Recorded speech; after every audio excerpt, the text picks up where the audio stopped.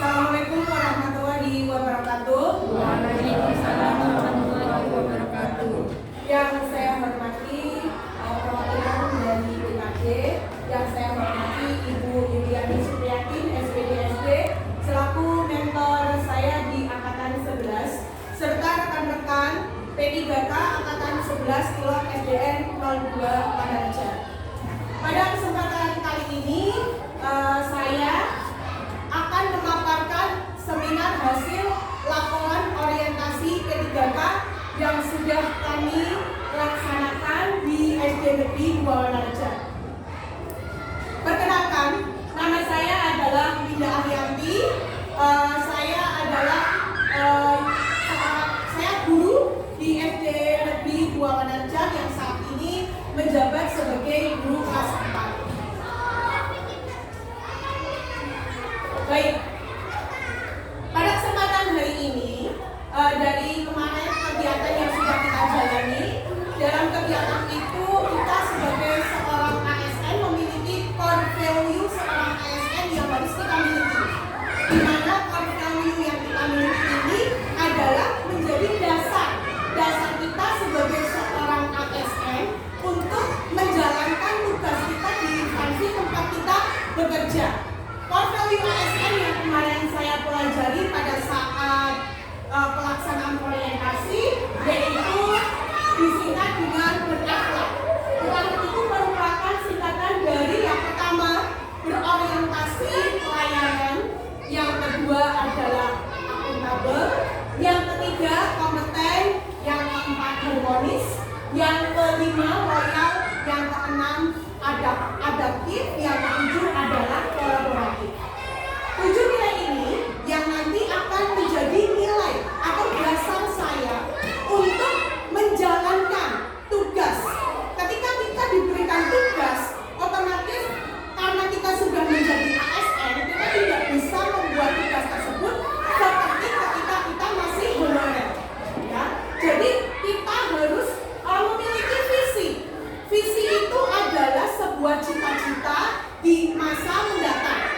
Berhubung saya saat ini bekerja di unit di SDN 02 Panaraja, saya harus mengetahui visi dari SDN 02 Panaraja itu apa. Ya, visi dari SD saya itu adalah berakhlak mulia dan berprestasi prima. Dari visi ini adalah cita-cita yang akan saya lakukan terhadap anak didik saya untuk mencapai visi SDN 02 Panaraja. Kemudian dari visi tersebut saya membuat rencana saya ke dalam 5 tahun ke depan. Yang pertama di tahun 2023 saya di sini menerapkan 5 rencana kerja. Yang pertama yaitu sebelum melakukan proses pembelajaran, saya melakukan asesmen diagnostik non kognitif dan diagnostik kognitif. Yang kedua yaitu penyusunan dokumen perangkat pembelajaran. Yang ketiga yaitu perencanaan program P5 karena kebetulan di sini saya mengajar kelas 4 sehingga di kelas saya menerapkan kurikulum merdeka. Dan yang keempat juga ada penerapan model pembelajaran kooperatif yaitu yang saya pilih yaitu EBT. Dan yang keenam ada penerapan media game edukatif yang bernama Woodwalk. Selanjutnya di tahun 2024 saya merencanakan pembiasaan bersalaman sebelum dan sepulang sekolah. Walaupun sebenarnya ini sudah sering dilakukan di sekolah, tapi di tahun 2024 saya ingin memaksimalkan lebih maksimal lagi. Seperti salah satunya misalnya guru-guru minggu kedatangan siswa di depan sekolah. Itu juga bisa menjadikan sebuah tauladan. Karena menurut Ki Hajar Dewantara kita itu adalah harus memberikan contoh terhadap anak didik kita. Kemudian yang kedua ada pembiasaan pembacaan Asmaul Husna sebelum memulai pembelajaran. Yang ketiga adalah pelaksanaan program sekolah seperti Jupesa Bersih. Program sekolah ini di SD Negeri aja dilaksanakan setiap hari Jumat. Jupesa Berseri itu adalah program Jumat pembinaan, Jumat sadar, Jumat bersih, Jumat sehat, dan Jumat religi.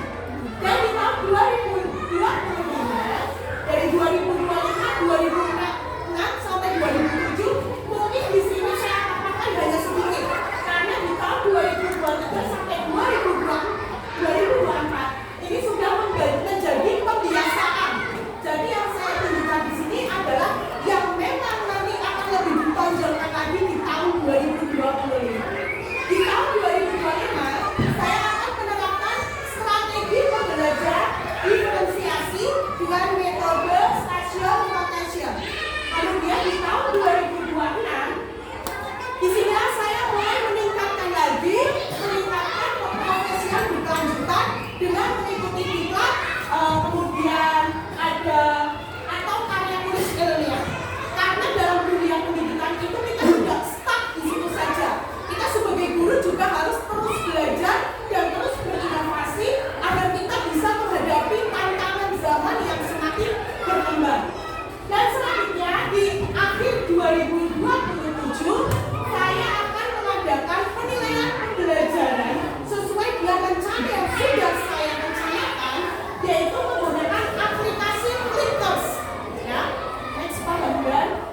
Nah, di sini nanti akan saya jabarkan di tahun 2023. Seperti tadi yang sudah saya paparkan di depan, di tahun 2023 saya melakukan asesmen diagnosis, non kognitif dan diagnosis kognitif. Apa tujuannya? Tujuannya adalah kita sebagai guru itu sama halnya dengan seorang dokter. Kita tidak bisa memberikan pembelajaran seperti apa yang kita mau, tidak bisa. Kita harus mengetahui profil belajar siswa, gaya belajar siswa, kemudian minat belajar siswa. Kita harus tahu dulu. Kalau dokter misalnya ada pasien penyakitnya batuk, tiba-tiba kita kasih obat flu, itu tidak akan sembuh. Sama saja dengan siswa kita.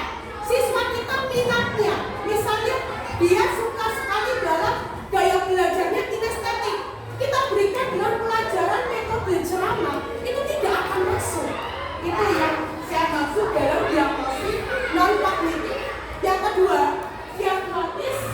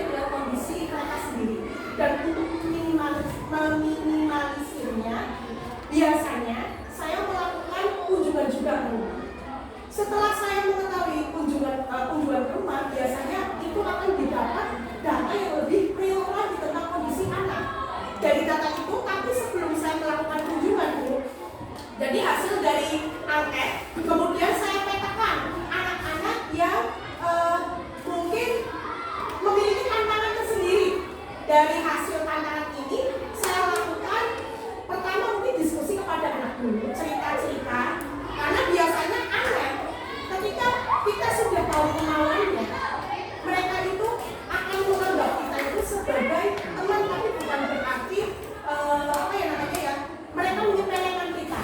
Ketika mereka sudah nyaman dengan kita, maka pembelajaran yang kita lakukan itu lebih efektif. Itu yang pertama tentang kondisi psikologis anak. Yang kedua tentang diagnosis yang kognitif. Jadi materi kelas 4 buat